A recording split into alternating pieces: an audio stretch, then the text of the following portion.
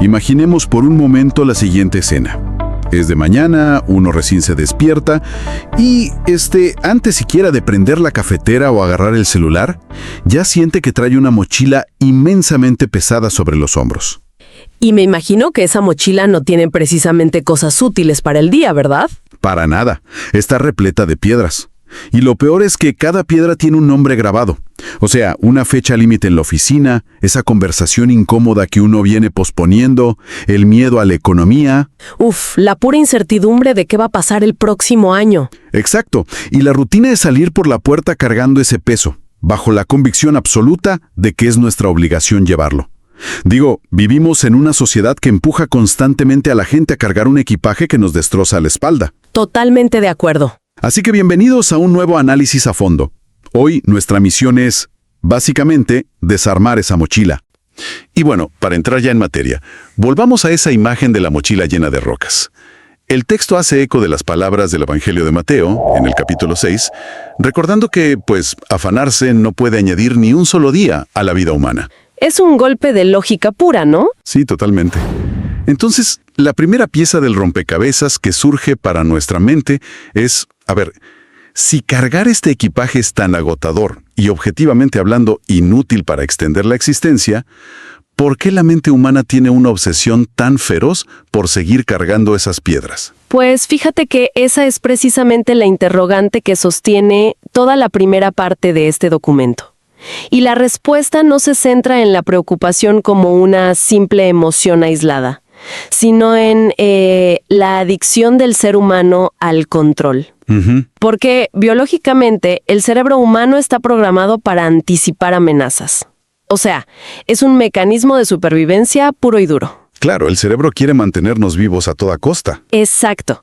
Sin embargo, el texto argumenta que cuando mezclas las expectativas sociales, las presiones económicas de hoy en día y ese miedo crónico a un futuro incierto, la mente entra en una especie de hiperactividad brutal. Se sobrecarga el sistema. Sí. Intenta controlar variables que simplemente están fuera de su jurisdicción. Y el autor utiliza una frase que me parece brillante para describir la futilidad de este esfuerzo. Dice que buscar ese control absoluto es tan inútil como intentar atrapar agua con las manos. ¡Wow! O sea que entre más fuerza se aplica, peor es el resultado. Tal cual. Psicológicamente, apretar los dedos genera una falsa sensación de agencia, ¿verdad? Como por un microsegundo. Pero el agua inevitablemente se va a escapar.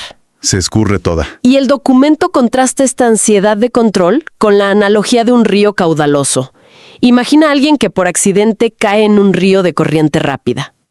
El instinto básico de cualquier persona es nadar en contra de la corriente, luchar con todas sus fuerzas para volver al punto exacto donde cayó. Pero esa resistencia solo garantiza una cosa, el agotamiento total y un hundimiento inminente. Claro, te cansas y te hundes. Exacto. Entonces el texto plantea que la verdadera confianza es el acto contraintuitivo de, dejar de patalear, dejarse llevar por el flujo del agua para encontrar descanso y flotabilidad. Y ahí añade la famosa imagen de las aves del cielo. Ah, sí, citando de nuevo a Mateo, ¿no? Sí, donde señala que las aves no siembran ni acumulan en graneros, y aún así su sustento está garantizado. ¿Sabes qué? Esa idea del río me hace pensar inevitablemente en una situación súper cotidiana que ilustra esto a la perfección. A ver. Es como cuando alguien va en el asiento del pasajero de un automóvil y van a toda velocidad por una carretera así sinuosa, peligrosísima. Uy, sí, qué estrés. Resulta que alguien más va al volante. En este caso, esa fuerza superior de la que habla el texto. Pero la persona en el asiento del copiloto está sudando frío, agarrando los bordes del asiento y, lo más absurdo de todo, pisando desesperadamente un freno imaginario en el suelo del auto. Es que esa es una representación mental perfecta de lo que el texto describe como el afán diario. Claro, porque la realidad es que ese freno imaginario no detiene el vehículo. Para nada. No altera la trayectoria de la curva. Y lo único que produce es un estrés brutal y, un calambre tremendo en la pantorrilla al día siguiente. No sirve para absolutamente nada. Sí, es un desgaste inútil. Sin embargo, aquí hay un punto donde yo siento que la filosofía choca fuertemente con la realidad. Porque, El texto afirma que soltar el control no equivale a ignorar las responsabilidades de la vida. Pero si se pide quitar el pie de ese freno imaginario y simplemente dejarse llevar por el río, ¿dónde traza la fuente la línea exacta entre esta confianza activa y el simple hecho de rendirse, tirar la toalla o evadir la realidad irresponsablemente? Bueno, esa distinción es, de hecho, el pilar central de toda la propuesta del texto, porque a simple vista, como dices, podría confundirse fácilmente con pasividad o con apatía, ¿no? Claro, suena a simplemente cruzarse de brazos. Exacto, pero el documento es sumamente riguroso al separar ambas cosas. La diferencia radica en entender, digamos, la naturaleza de la fe que se está exigiendo. La fuente aclara, y esto es fundamental recalcarlo para la audiencia, que la fe no es ciega. Ok, no es fe ciega. No, rendirse ante la nada es apatía.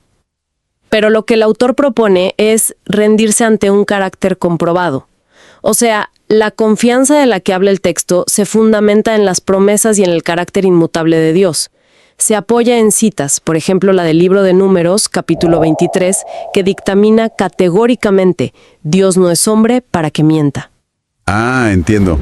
Entonces, el argumento es que la tranquilidad de no pisar el freno imaginario no viene de ignorar el peligro de la carretera, sino de conocer perfectamente el historial del conductor.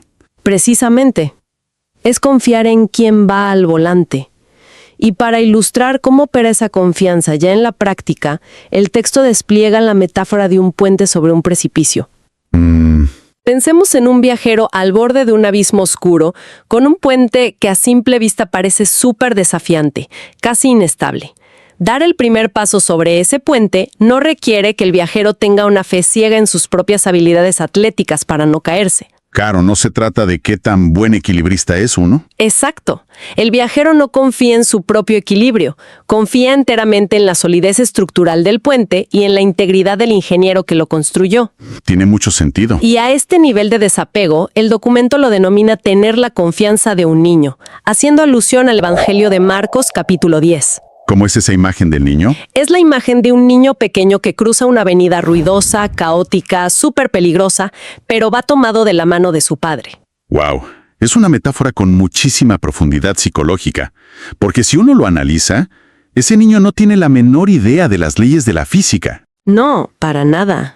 No está calculando la velocidad de los vehículos que se aproximan, ni entiende las reglas de tránsito. O sea, su tranquilidad ignora el entorno y se enfoca en un solo punto de datos, la mano que lo sostiene. Exacto.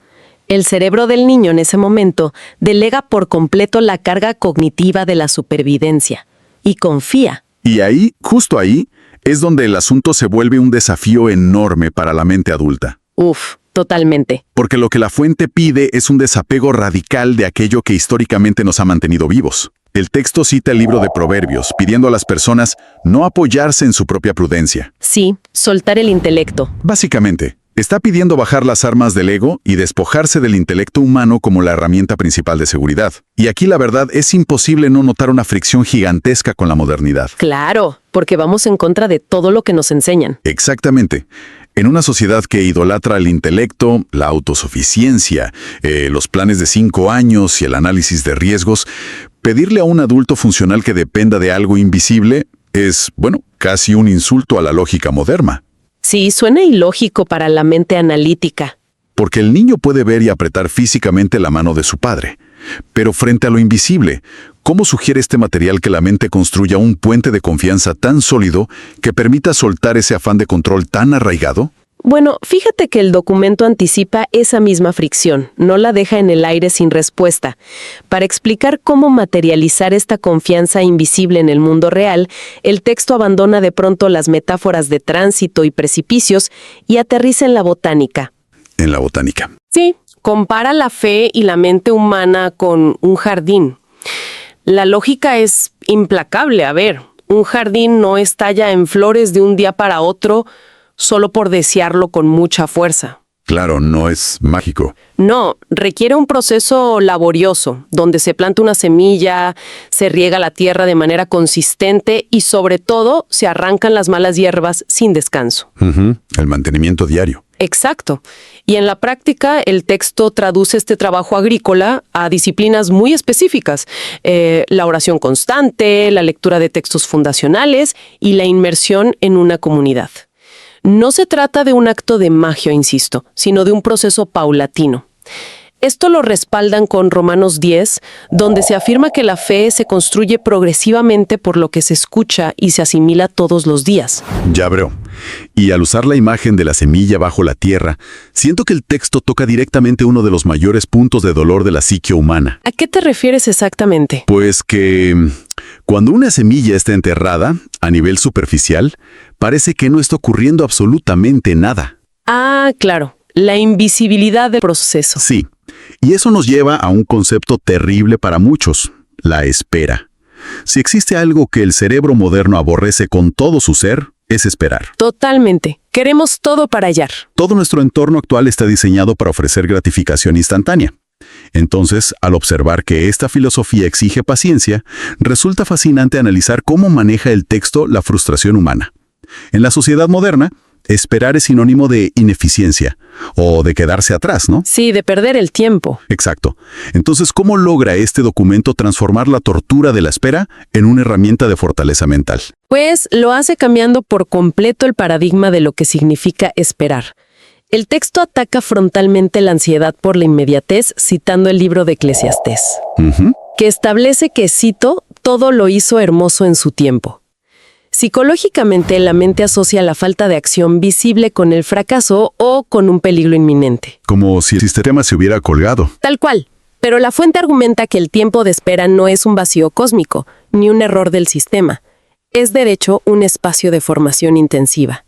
Utiliza una promesa del libro de Isaías para ilustrar esto, asegurando que quienes saben esperar renuevan sus fuerzas como las águilas. ¡Wow! ¡Qué imagen! Sí, la espera, bajo este lente, no es debilidad. Es la incubadora donde se moldea el carácter humano y donde se queman, digamos, las prioridades equivocadas. Ahora, para que la mente no se vuelva completamente loca en ese periodo de espera silenciosa, el texto introduce una herramienta de supervivencia diaria que es vital. ¿Cuál es esa herramienta? La gratitud activa. Ah, y aquí es donde las herramientas espirituales y, bueno, la neurociencia parecen darse la mano, la verdad. Porque el documento cita Filipenses 4, vinculando la gratitud directamente con la desaparición de la ansiedad. Exactamente. Pero ojo, no estamos hablando de la gratitud entendida como simples buenos modales o frases de cortesía tipo «gracias por todo». No es decir, gracias por inercia. No, no. El texto la presenta como un arma psicológica de primer nivel. Y la ilustra de una manera magistral. A ver, imagina estar frente a un paisaje espectacular. Un atardecer impresionante sobre unas montañas hermosas. Ok, lo tengo. Pero cometes el error trágico de fijar la vista única y exclusivamente en una pequeña nube oscura y borrascosa que apenas se asoma por el horizonte. Claro, el puntito negro en el cielo perfecto. Exacto. El cerebro humano, debido a su sesgo de negatividad evolutivo, gravita de forma natural hacia esa nube, porque representa una amenaza potencial, la lluvia, la tormenta. Entonces, la ansiedad secuestra la atención hacia lo que falta, hacia el riesgo, y arruina por completo la inmensidad del paisaje presente. Es literalmente el secuestro total de la corteza prefrontal. O sea, la mente se obsesiona con el problema potencial, que por cierto aún no ocurre, y olvida el suelo seguro sobre el que está de pie. Tal cual. Y por eso, el ejercicio de la gratitud, según la fuente, no es un consuelo pasivo para sentirse bien. Es una acción cognitiva que obliga a la mente a apartar la mirada de esa nube oscura y contabilizar activamente las provisiones, las victorias y las cosas buenas del pasado y del presente. Como hacer un inventario. Sí. Al hacer ese conteo, se neutraliza la percepción de escasez y se fortalece la confianza lógica de que el futuro, sea cual sea, también va a estar cubierto. Es un reenfoque súper poderoso. Pero, a ver, todo análisis profundo tiene que empujar estas filosofías hacia el límite, ¿no? Hacia su prueba de fuego absoluta. Claro, hay que ver si resisten la realidad. Exacto, porque cultivar el jardín metafórico, tener paciencia con la semilla y obligarse a mirar el atardecer en lugar de la nube, pues suena muy poético en tiempos de relativa calma. Sí, en el papel suena muy bonito. Pero la realidad, y quienes nos escuchan lo saben, es que a veces la vida no es un jardín ni un puente sólido. A veces la vida es genuinamente un caos destructivo. O sea, las tormentas severas, la tragedia y el sufrimiento existen y son inescapables. Es un punto crítico, y un análisis honesto requiere abordar esto. Afortunadamente, el material de origen es sorprendentemente crudo al respecto. ¿En serio? ¿No lo esquiva? Para nada. El documento no cae en la trampa de la positividad tóxica, ni vende la ilusión de una vida anestesiada y sin problemas. De hecho, incorpora una afirmación súper directa del Evangelio de Juan, capítulo 16, que declara sin rodeos: en el mundo tendréis aflicción. O sea, te garantizan el problema. Básicamente, lo que la fuente pone sobre la mesa no es la garantía de que el clima siempre estará soleado, sino la promesa de una presencia inquebrantable en medio del huracán, referenciando a Isaías 41, donde se promete apoyo directo frente al miedo. Ya veo. Y para anclar este concepto en la mente, el autor presenta probablemente la imagen más vívida de todo el archivo. Un barco frágil atrapado en el centro del océano durante una tormenta perfecta. Uf, la clásica pesadilla marítima. Así es. Las olas son gigantescas, amenazan con partir la madera en cualquier segundo. El agua empieza a inundar la cubierta. Y, a ver, para cualquier pasajero evaluando la situación con sus propios ojos y su propio intelecto, pues el pánico histérico es la única conclusión matemática posible, ¿no? Obvio, si ves que te hundes, entras en pánico. Pero el texto dice que no hay que enfocarse en las olas, sino que dirige toda la atención hacia una sola figura, el timonel del barco. Este timonel, que representa al ser superior, está completamente sereno, sosteniendo el timón sin un milímetro de duda. Y la gran pregunta es, ¿por qué no está en pánico? La fuente, citando nuevamente a Isaías, explica que los pensamientos y la visión de este timonel superan infinitamente el rango de visión humano. Ve la salida. Exacto. Ve más allá de la tormenta y conoce la ruta exacta hacia el puerto seguro. Entonces, el mensaje central aquí es que, en medio de la crisis, la tarea del individuo no es intentar arrebatar el timón, llevado por la desesperación. ¿Qué es lo que siempre queremos hacer? Sí, sino que la tarea es encontrar paz al observar la calma absoluta de quien conduce la nave. Y hay que admitir que pedirle esto a la psique humana requiere un nivel de maestría emocional monumental. Es un reto gigantesco. Sí, porque conectando esto con el entorno actual, cualquier persona allá afuera atraviesa tormentas muy tangibles que destruyen planes de vida en segundos. Claro. Hablamos de crisis de salud severas, colapsos económicos, pérdidas que verdaderamente rompen el alma.